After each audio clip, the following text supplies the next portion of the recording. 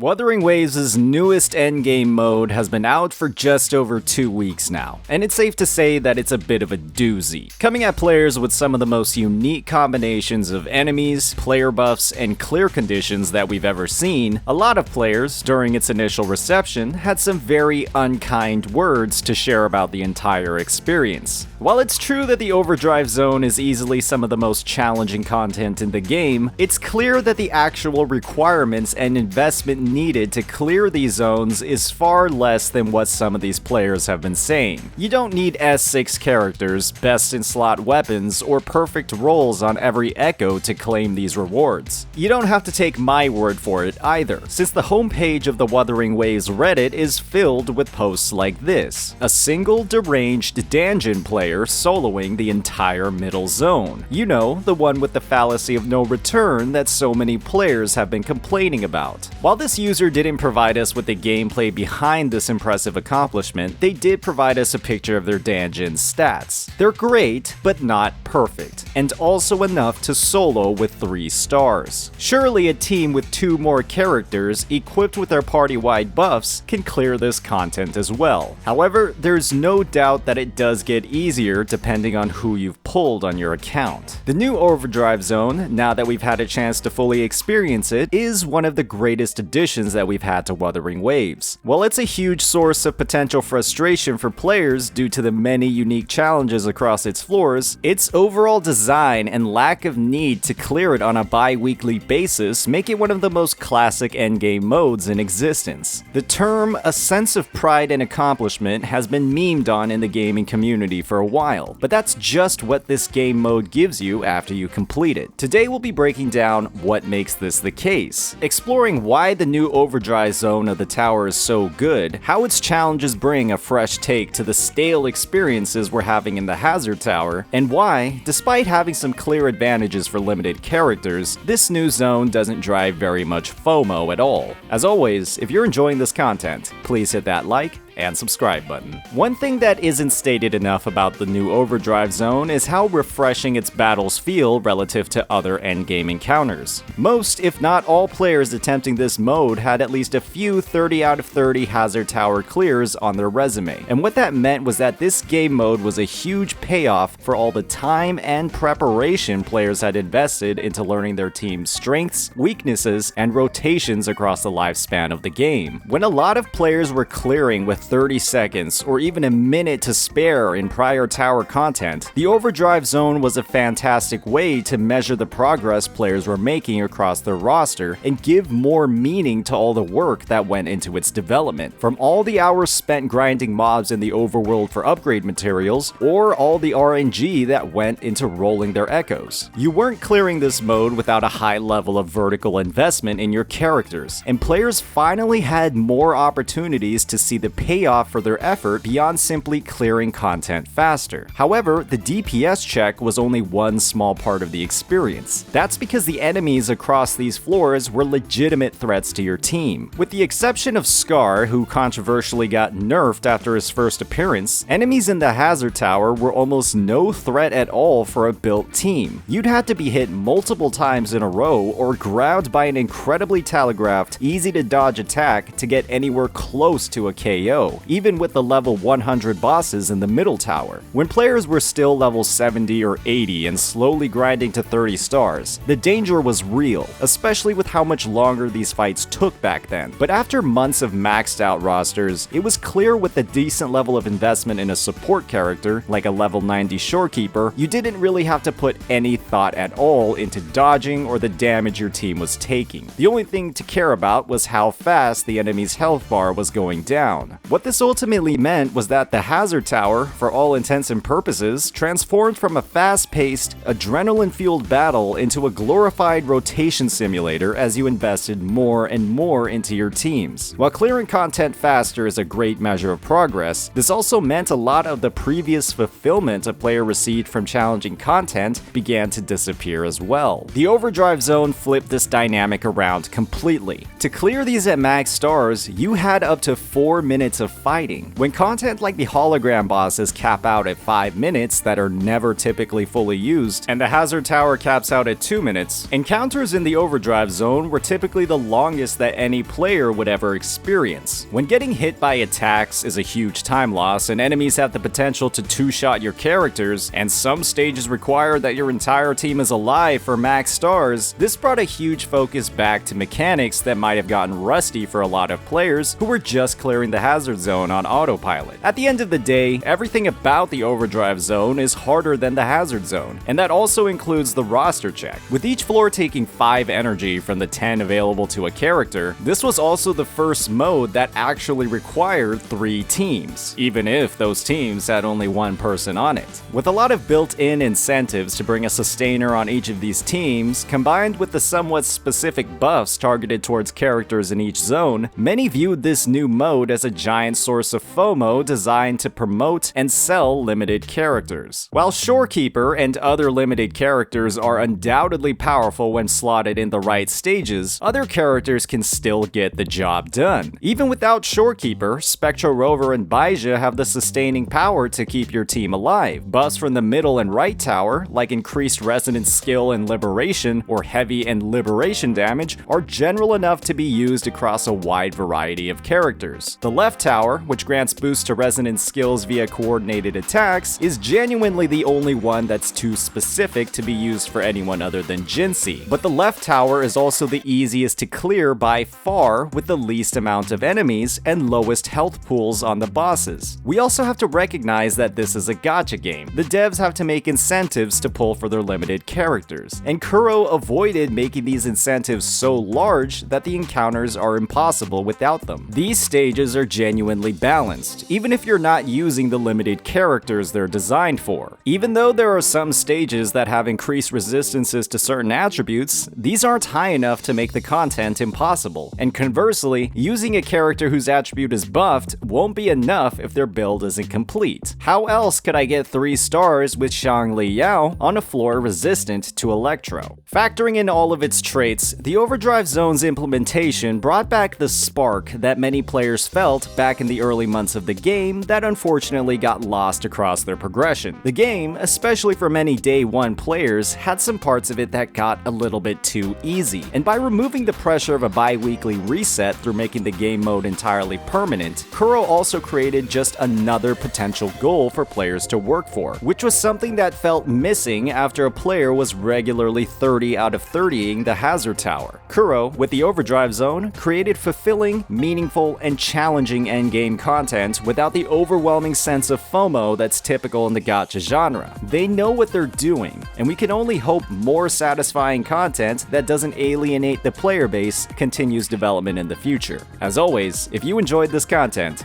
please hit that like and subscribe button. Peace out.